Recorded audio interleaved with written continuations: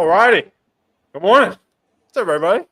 Good morning. Happy Monday. Good morning. The amount of caffeine that I've had to ingest to be awake on this Monday morning is great. For those of you who do not know, I have a newborn. And I was telling the guests backstage, everybody at my house is sick right now. So, except me. I don't know how that's happening. I'm going to go continue to do whatever I'm doing. But anyways, I'm excited to hang out with y'all today. Jerome, Valerie, Philipp, it's going to be a blast. For those of you tuning in, welcome. Say hey. Would love to hear from you.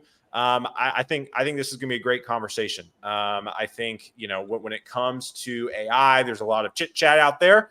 And full transparency, I got this topic really from Jerome. So Jerome and I are dear friends, and he and I are always texting and talking, and he actually made a few comments to me about just how everybody's out here talking about using AI, but no one's actually building it. And so this conversation, we're going to really talk about building it, especially from builders on the call. So enough of me yapping up. Want to give a quick shout to Gun.io. If you're tuning into this, we are live on the Gun.io LinkedIn page. We're also live on YouTube as well. And so basically, if you don't know what Gun.io is, we're a talent marketplace where you can hire top-end engineering talent from us, both on a fractional and full-time basis. So hit us up if you are looking for engineers, but that is my only plug because this is not a sales pitch.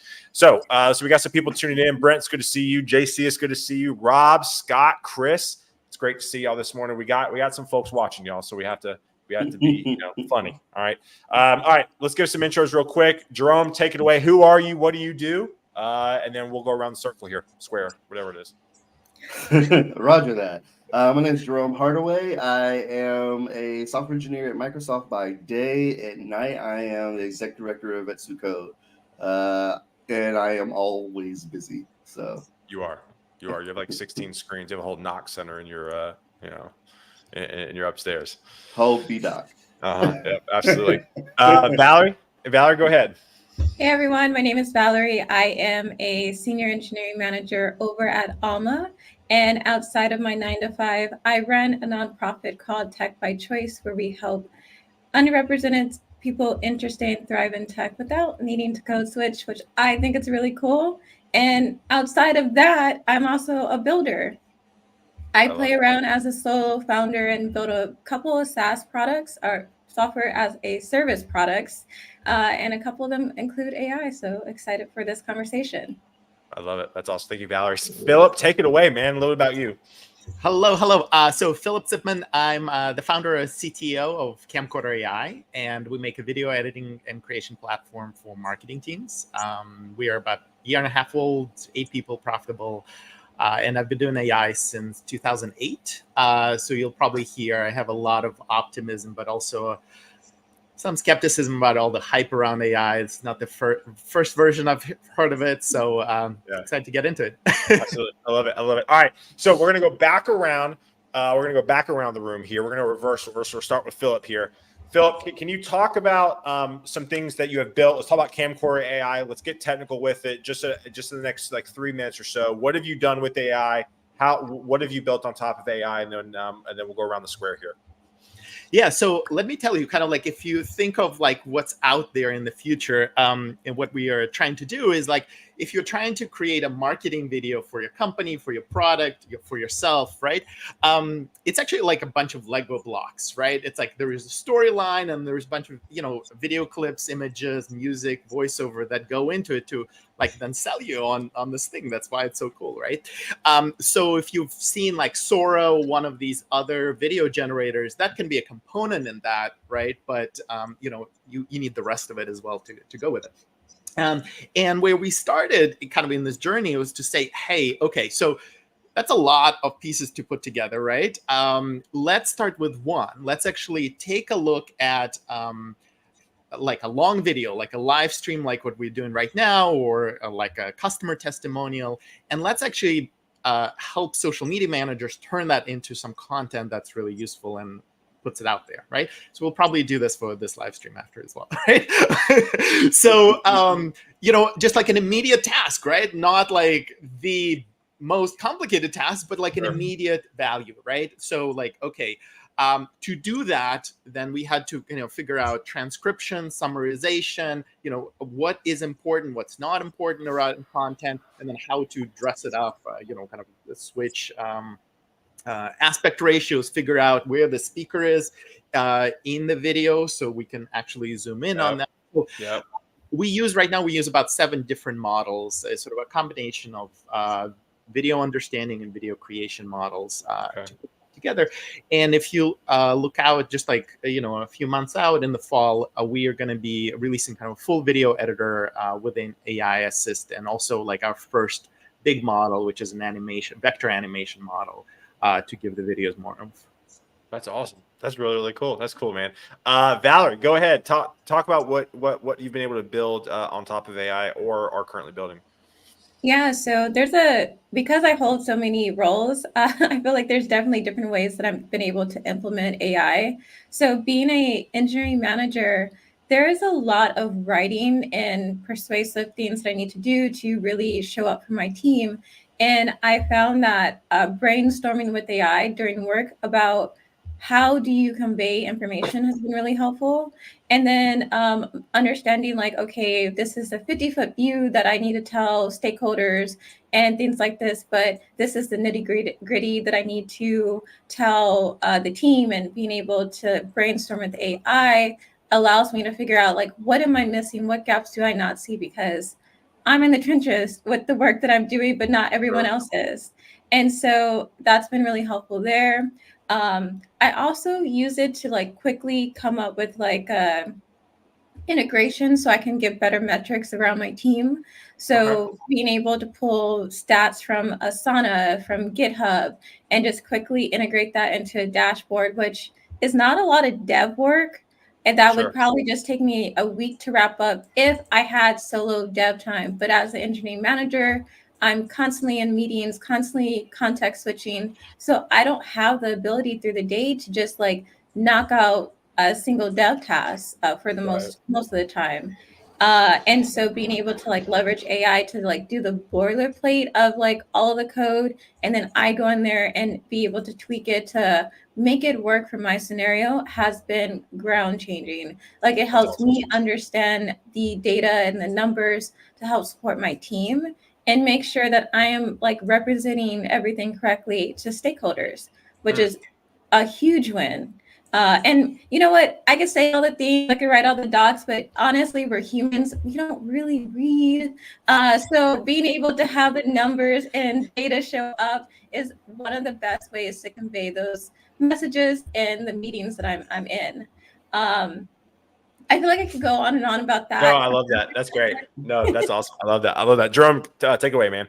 Yeah, that was hilarious because I was like, I actually do read the stuff, but other people don't, and they need numbers and colors and pictures. So I get that. Yeah. So, what do I not do with AI? Yeah, I was about to say, Jerome helped come in and train the Gun.io sales team last week, and he gave a rundown of what he's doing. It sounds pretty cool. So yeah, I can try to give a Cliff Notes version of that. All right. So with Microsoft, I've worked on 2 artificial intelligence projects, 2 very very big ones. One was in regards to accessibility with Starbucks, where we were using voice to text to be able to make it easier for people to give their orders and things like that. We actually had it in 10 restaurants. I guess, can we call it restaurants or bars or cafes? I don't know the language of coffee. And one of them was in DC, making the Washington DC Starbucks the most accessible Starbucks on the planet. So that was super cool. Currently, my team just wrapped up a project with Domino's. It had a lot of eyeballs on it, a lot of marketing. Domino's was telling everyone about it in PR in regards to having Dom 2.0. So essentially streamlining their corporate offerings for ordering pizza, being able to just talk to a virtual assistant and do that. With Vetsu Code, that's where most of my AI wildness is coming from. So if you've ever heard me talk on LinkedIn or anything like that, I'm a big small language model fan, right? As opposed to using large language models, we just feel like the fine tuning is easier. And of course, when it comes to nonprofits, they are more cost effective, right? So I've been a big fan of 5.3, and I'm thinking about trying to see what 4.0 mini is doing. But I took 5.3, fed it 10 years worth of Vetsucode data. You know, we have a 97% success rate, and I was able to pull all the metrics over the course of those 10 years. So what things that if you do everything that is on this list, within a year, you will be a software engineer with a 97% success rate, right? So that was one of the biggest things, being able to take 10 years, 303 people's worth of data, and be able to figure out, hey, these are the things that you need to become a software engineer, and then apply it to our own virtual assistant, Jody, that we're going to be using in-house. If y'all don't know, Jody is it is a term in the military. Jody's is the thing we sing when they're making us like run in groups, because what else do you need in a horrible situation than to make everyone sing off key? And also, usually we're singing about doing Jody's about a person named Jody who, while we're off and fighting war, they are coming back home, like spending our money and like stealing, taking our significant other from us. So like that is military culture. It's weird. I can't try away from it, but yeah, that's it.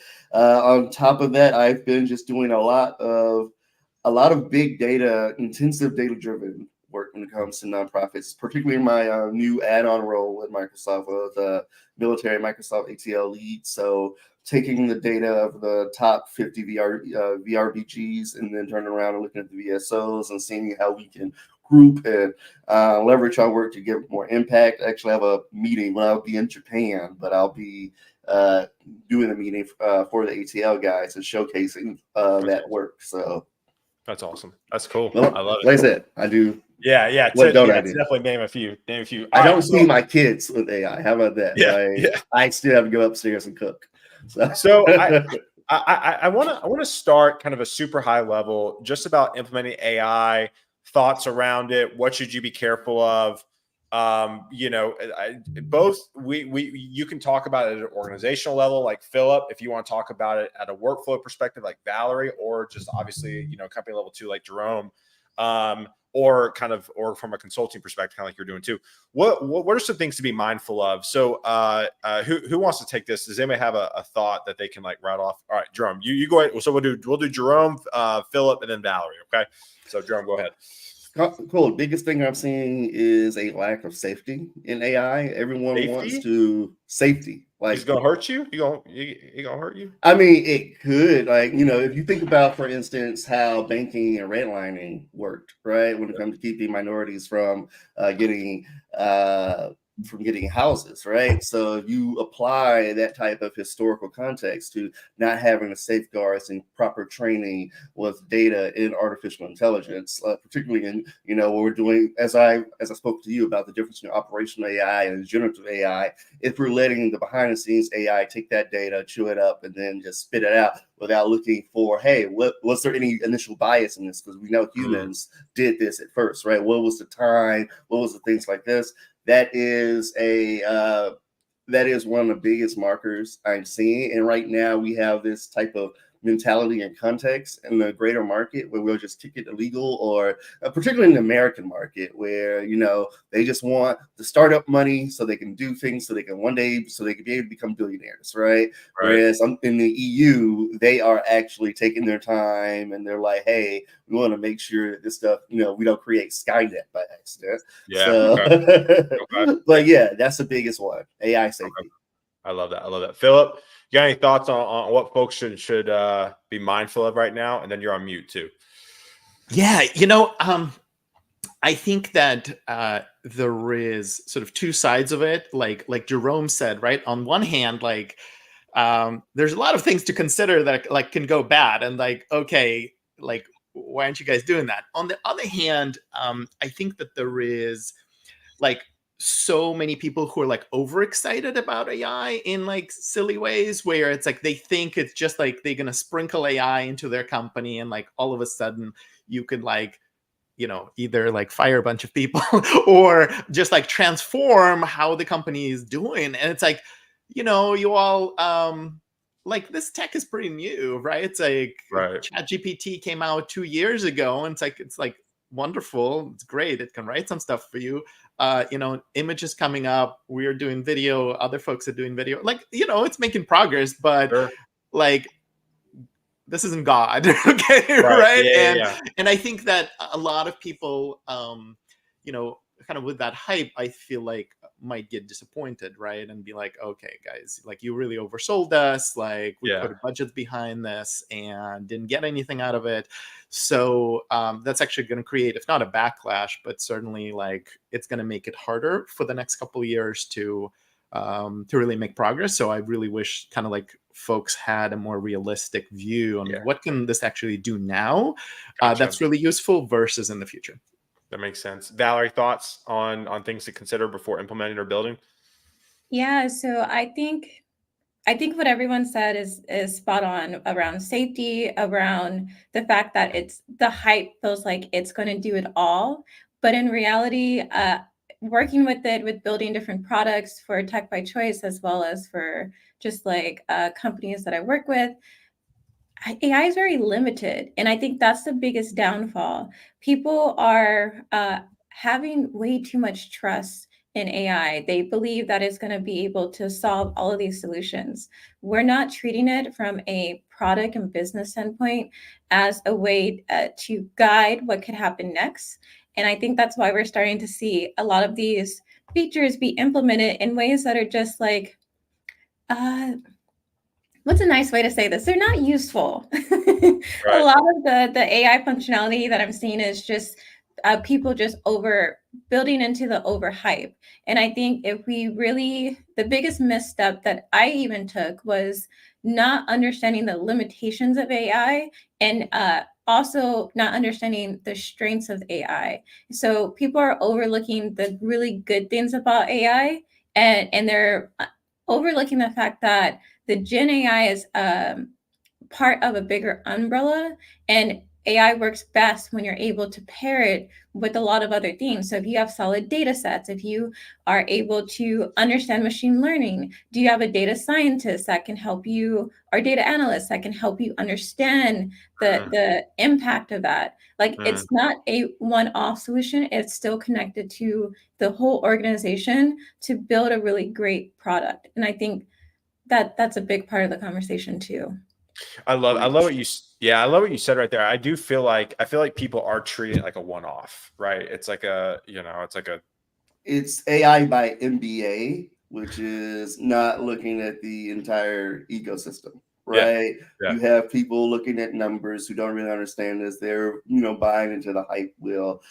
Great example is McDonald's Snafu, right? They've gone through IBM, Google, and Microsoft in regards to building their, drive-through virtual assistant, and then, they just had to bring the people back, right? So we have to stop thinking. We have to stop thinking about things, and or we have to, when the MBAs, when the business people start coming up, we're like, let's just sprinkle AI on it. We're like, hold up, before you start disrupting everybody's life and with your bad idea, because you went to school for 4 more years than everybody else. Let's put a pin in that, and let's look at this practically, right? Let's look at this domain. Where's the human in the loop? How much domain knowledge you're going to lose by trying to feed this?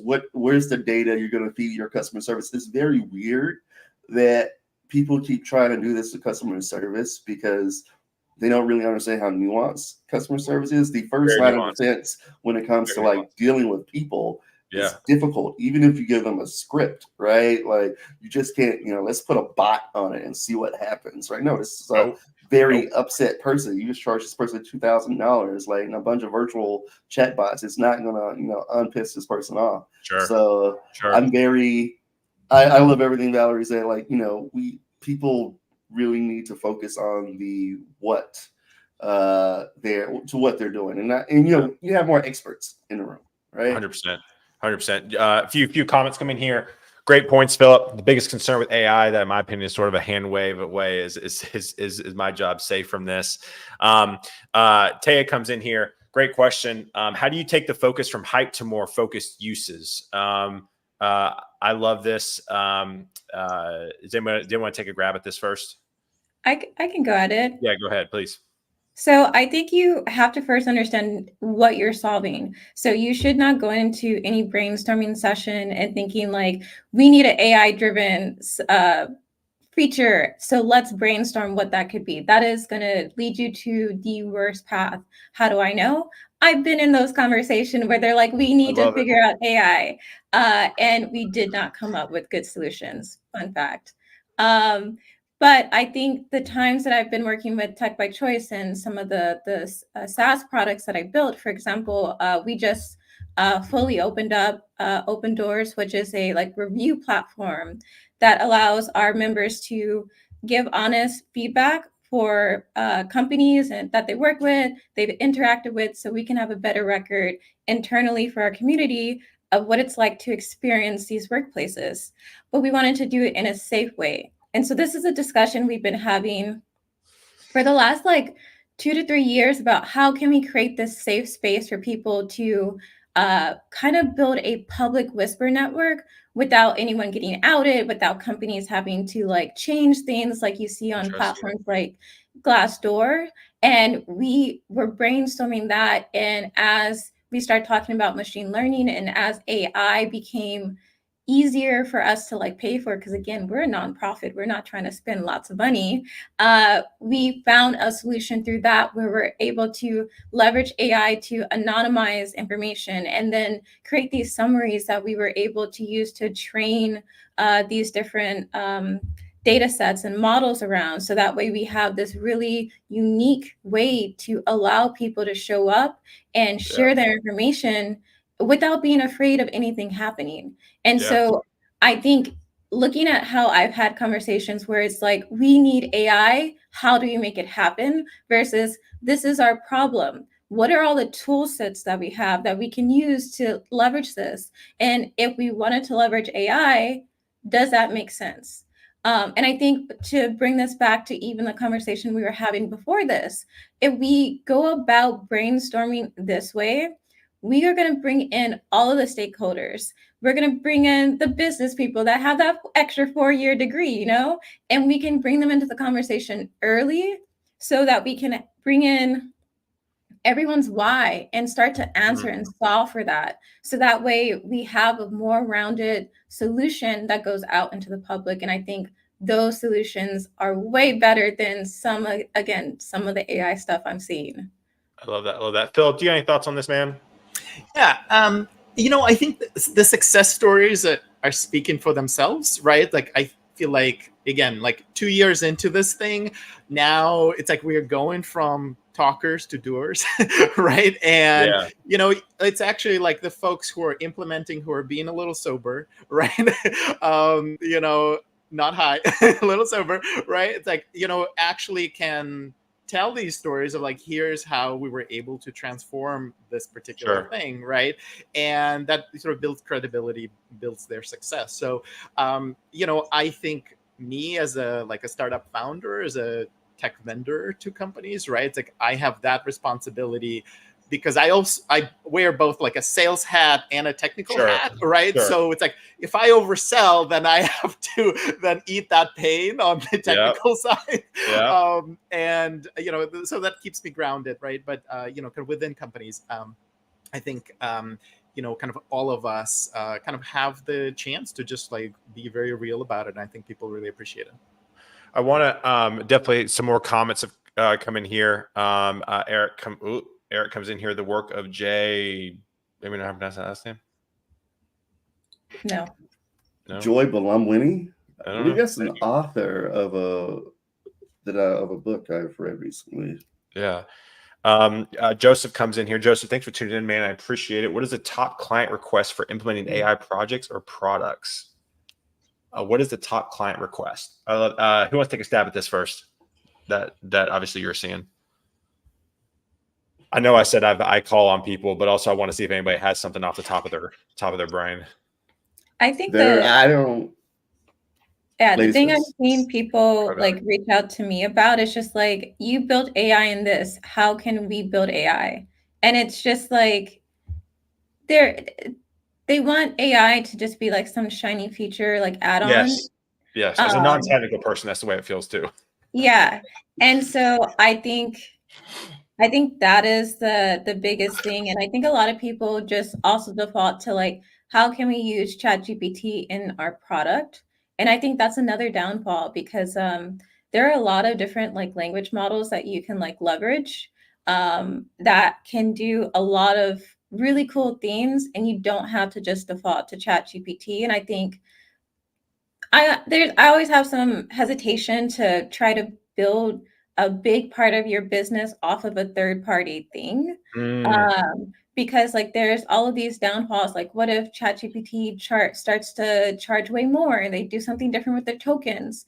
That means you have to restructure a big part of your revenue model, and that puts you in jeopardy. So I think people, again, because of the hype and because it's hard to find information about all of this, they're just focusing on the big names that they hear, and they just want a piece of the pie. yeah, absolutely. Absolutely. You guys got anything else about any top Yeah. client requests you're seeing? Sure. Like at first, I was laughing. I just put a comment in there. I was like, Taylor just did the Captain Yeah, America. I understood yeah. that reference. I got What she that. said. I got that. I know Tokens. what that I is. understand. There you go. Okay. But that no, was- but I think that's fascinating. Valerie brought that up because I didn't even think about that. Right. This is why I love hanging out with smart people like y'all. It's just like if they change the model, and Jerome, obviously we talked about this with the Gun.io crew last week. Like, I mean, you could be SOL if it changes on a dime. Yeah. So I think that's one thing is like, everybody wants to put the sparkle emoji in their application and they don't know how. They're just like, hey, how do we do this in AI? And it's like I've seen a lot of bad enterprise level AI implications. Like I saw some in a conference I went to earlier this year, and I was just like, "How did this get greenlit? Who are the people that said there are some really good ideas out there that never make it past." Hey, I love dog. somebody's mail just got dropped off. He's like, no, he's like, yes, I'm right. No, that was Val's dog, but it's cool. I love it. But yeah, so there is no really top client request that I'm seeing. It's just we want to get in on this because we want the market bump, right? They want that quarterly earnings call or that newsletter to say, hey, yeah, we're doing AI too. We're one of the cool kids. We know what we're doing. We're smart. Yeah. And it's like, okay, but do you really do you need AI? Do you have the infrastructure to support AI?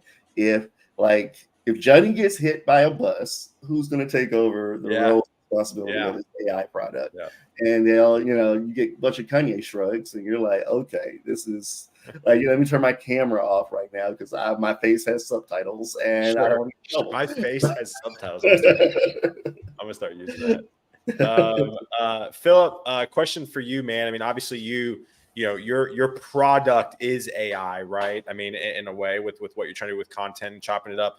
Are you getting a specific consistent request from your product side to implement from an AI perspective? Yeah, I think it's what folks said, right? I think there is a little bit of magical thinking here still, right? I think kind of the other part of that is like, what's often not said openly, but is said privately, is people are just like looking to, cut down their staff, right? Like they're looking to cut costs. Correct. And they think that AI is, can just replace a bunch of people, right? And I have a very strong point of view on that when it comes to creative tools, right? Two things. One is that, as you're putting together a video, there's like editorial judgment. Like, is this beautiful, right? It's like, is this exciting? Is this fun, right? It's like AI can't do that. It can come up with 20 different versions of it for you, and then you can pick between them, right? But it doesn't have taste, right? So I think keep all of those folks, right? It's like let's do that. If there is certain things that are like truly grunt work, like, oh, okay, I have to resize my videos and I have to apply like captions to each one of them, whatever, right? It's like, yeah, please, like, let's not, in fact, have people be spending their lives doing that, right? But the creative stuff is there. And even like in the videos themselves, there's a lot of work being done right now on deep fakes, right? It's like, I mean, it is like, if you look at the investment, we are into $500 million like between these companies in deep fakes, right?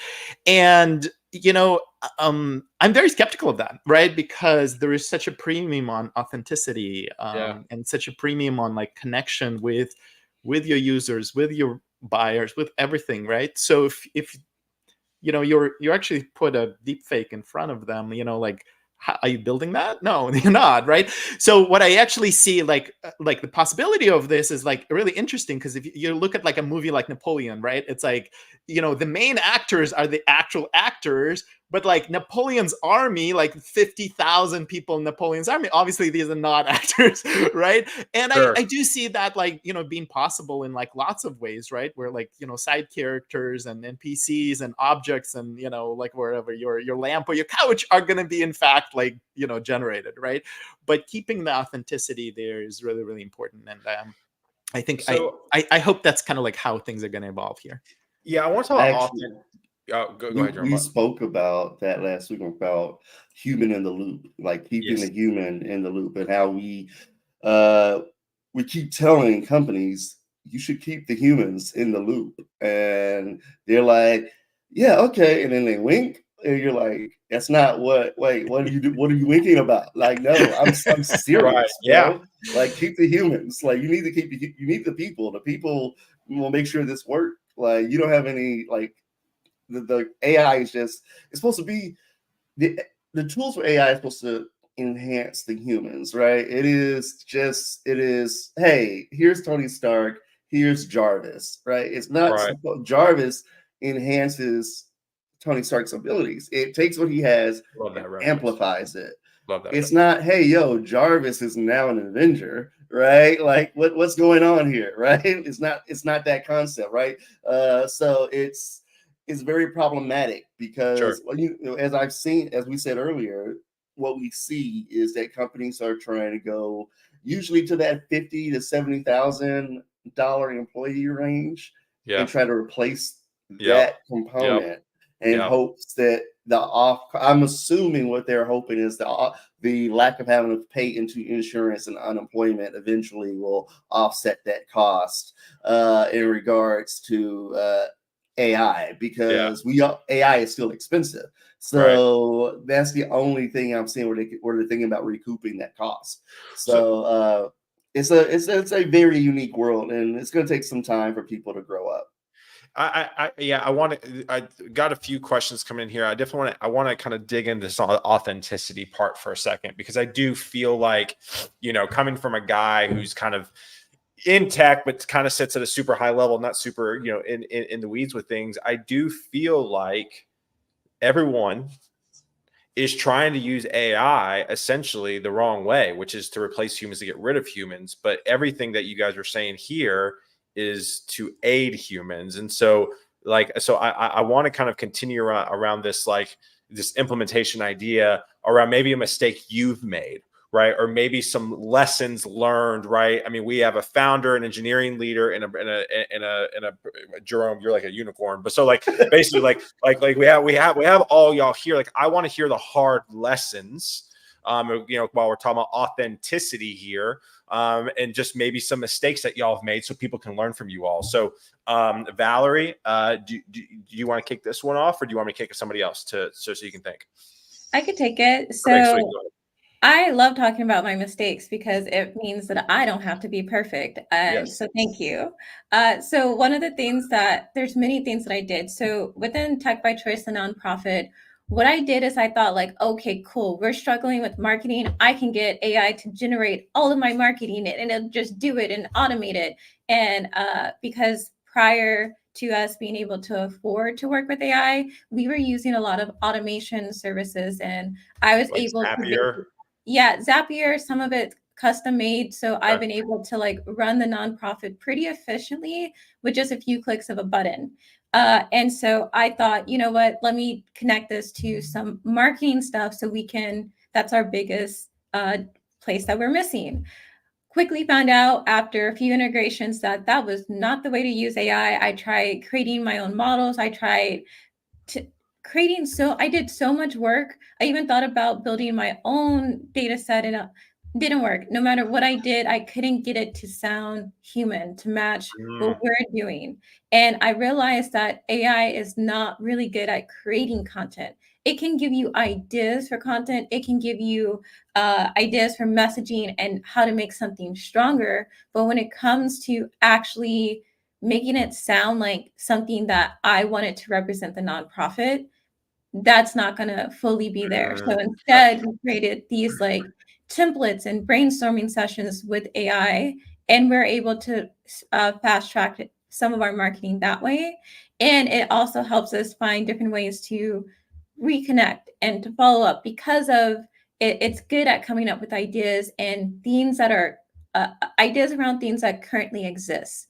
It does not do a good job of being imaginative and being able to think of something completely new. So when I was getting ready to roll out the more recent platform that I've been building, Solo Social, I thought like, okay, I understand that AI cannot generate the content for my launch for this new product, but maybe AI can help me write cold email messages so that I can get a better opening rate and all this other stuff. Why did I think it would work better in this space? It does not. It started generating just very odd emails, and it just became super creepy. It would just like take bits and pieces of information that they found about people online and awkwardly throw it into the email to make me sound like a creep. And I'm just like, ooh, no, let's not do this. Not ideal. So I think like no matter how much you work with AI and the stuff that it generates, things change, and what could work in like one model, they update it. It may be a little bit different. Yeah. So a lot of the mistakes I made were just like not fully understanding, again, the weak points of AI. And thankfully I knew enough to like test before going live. But yeah, there's definitely some weirdness that comes out with what it generates. That would have been awesome to be like, oh no, she did It's not that on your live. Facebook That's from wild. 2002. Val, if you want, anytime, probably not this month, but next month, I can. We did some really good work when it comes to like grounding the brand using system messaging with some of the clients that we have, as well as Vetsu Code, and as well as some good training using data from marketers. And I can definitely share some of our findings with you via, we can link up via email or anything. I can create a Loom or something like that for you. I love it. For me, it has always been, I don't know. I haven't really made any technical mistakes with my work with AI because I got lucky, right? I was just right there on the generative AI side pretty early on because I was already doing data work with a client. So it was a very easy transition for me. So I wasn't making a lot of mistakes. Not really, just, hey, why does this thing not sound like me? How do I train it to sound more like me? There's definitely an authenticity thing that's working on. I think same way as everybody else early on, I was like, oh no, I'm going to be able to like offshore a lot of this stuff, like to, for my nonprofit, totally not how to do it. But you have to you learn quickly. This is not a CMO. This is a marketing intern, right? At the highest level. I love that. This is an intern. This is not an employee. This is a person that an employee needs to babysit and make sure that they don't press the red button, right? So that's been my biggest lesson. One of my biggest lessons. My second biggest lesson is something that we've talked about this, where you have to keep that human element, right? One of the things with my findings of Vetsu Code was I was like, all right, I now know all the things that I can automate and not have to, worry about, and then focus on the things I can't automate. Where's the human component is? But one thing that we never asked was, do the humans want this part automated, right? Just because we now know that, hey, guess what? what really matters when it comes to the two biggest indicators for learning how to code and getting a job and becoming successful is your pair programming and your mentorship, being able to like that one-on-one time, being able to sit down with somebody and write code and make mistakes and flatten the curve of like your experience from theirs, from yours to theirs, and they have to be within like 2 years of experience with you. We now have the data to show that, and like, oh, anybody that does that, your chances of becoming a programmer, employed as a programmer, is going to just shoot up, right? But we never asked, like, but do you want to learn all the syntax and syntactical stuff via video or via like a learning app or something? Or do you want to talk to somebody about that, right? So that is like one of the mistakes I made, was like, oh no, I guess, what was it, like a Jurassic Park? You got so busy seeing what you could do, you never asked, should you do it? Like that was me. I was like, oh no, but here's the statistical evidence of this. Yeah. And now I was like, but people were like, but maybe I still like to talk to you every day, every night. Like, I was like, but no, okay, because I guess I can be antisocial with y'all. So like that was my I was like, oh no, I don't have to talk to you now. The AI said I don't have to talk to you about this. But I learned that, no, they still want to hear my voice. I love weirdly enough. So I love it. I love it. Philipp, take it away, man. Obviously, again, you're building a company. I'm sure you've probably had some missteps. Talk about those, if you don't mind, or some of them at least. No, never. Early stage startups never. Yeah, we just breeze through the whole thing. That's how it works. I'll tell you, like, and actually there's like a good lesson out of it, right? It's like, when we started, obviously, like in video, like Adobe Premiere is sort of the, it's essentially monopoly, right? It is the dominant tool. It has 300 buttons. It's really complicated, just kind of overwhelming. And we were like, okay, you all, we can do all of these tasks, and we're going to teach the AI to be able to just talk about it, right? It's like you just kind of the Jarvis idea, right? It's like just talk and like ask it what you want to do, right? And as we got into it, like what we realized is that like chat is actually a really crappy UI for this, right? And so like I kind of went from a chat maximalist, right, where we're like, okay, cool, like we don't actually have to build a UI, right? It's like this is our UI, to actually realizing that, okay, like something very simple where you have your little logo on the screen and you want to move it up a little, right, and over a little. You don't want to tell the AI 10 times, no, please move it a little to the right. No, a little too far to the right. No, a little to the left, right? It's like, like me giving my wife direction. Just don't do that, right? It's like you just want to take a mouse and just put it exactly where you want. That's it.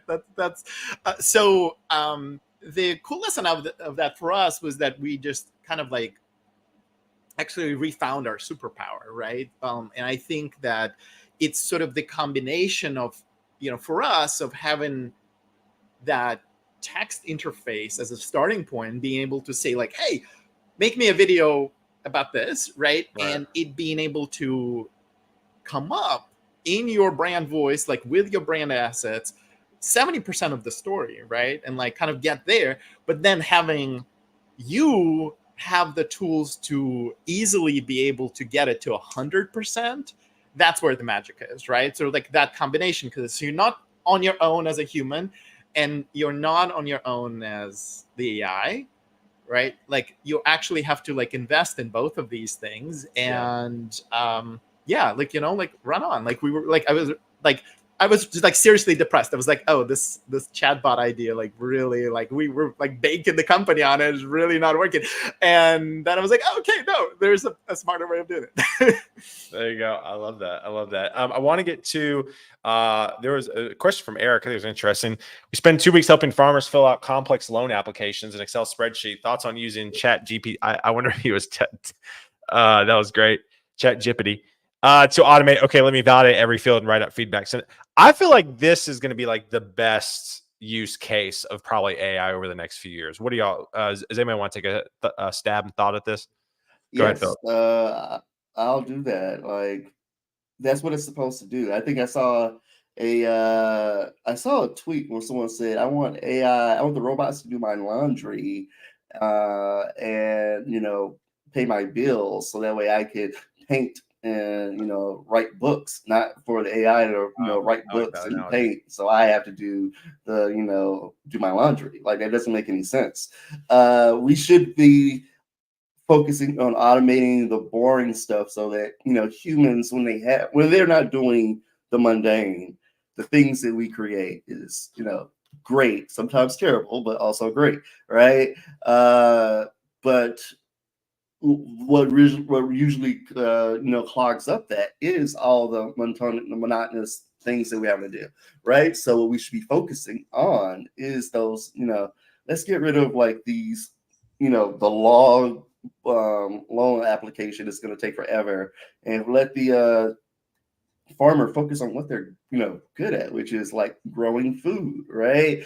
I think that's a much better 2 weeks of a farmer having to fill out a loan application. To me, is terrifying, particularly when how volatile crops can be, particularly with like climate control and things like that. Their job's so hard right now. So okay, you're in front of a computer talking to some nerd over a loan application, and you're like, I much rather want to make sure that people can eat. That's where my passion is. So yeah, that's definitely where I see where I see us going, where it should be heading anyway. Sure. Philip, thoughts on this, man? Yeah, really quick. So I've been involved with like various civic tech initiatives for like 5-6 years. So like this is a big passion point. Okay.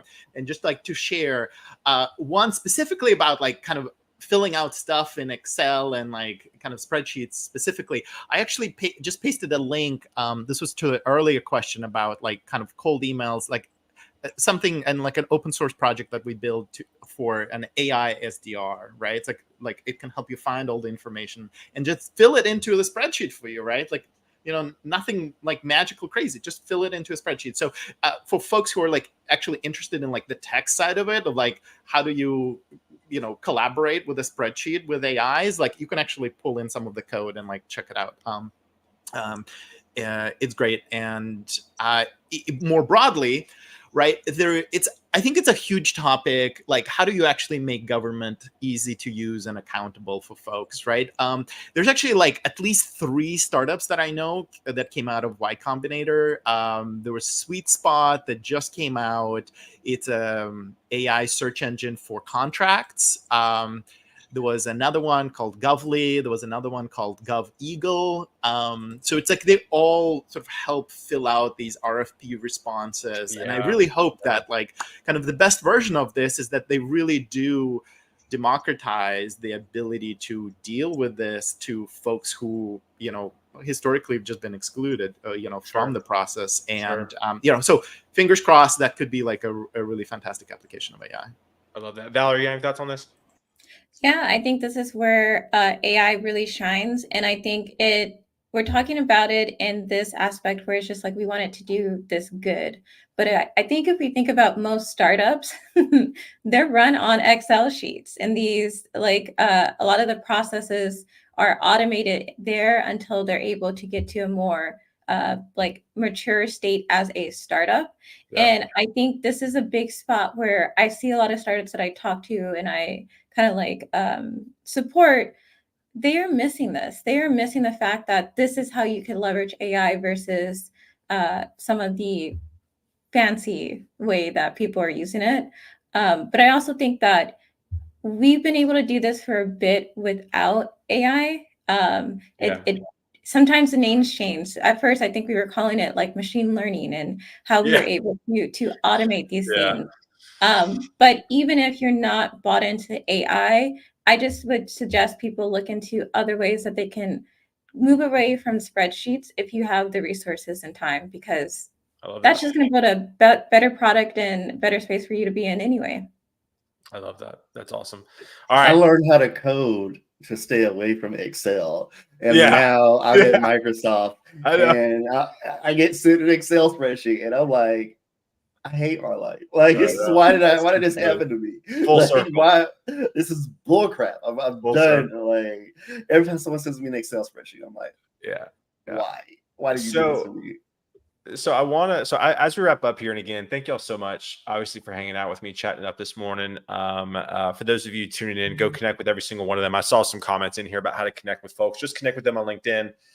Send them a note. Tell them, obviously, you saw them here, but they are all great people. That's why they are here. I want to go last kind of round table as we wrap up here, y'all. And again, thank y'all so much for hanging out. For the folks in the chat, the chat's been off the chain. I think the kids still say that, or that's an elder millennial thing. I don't know. Anyways, chat's been off the chain. So we're going to kind of go quick round robin here.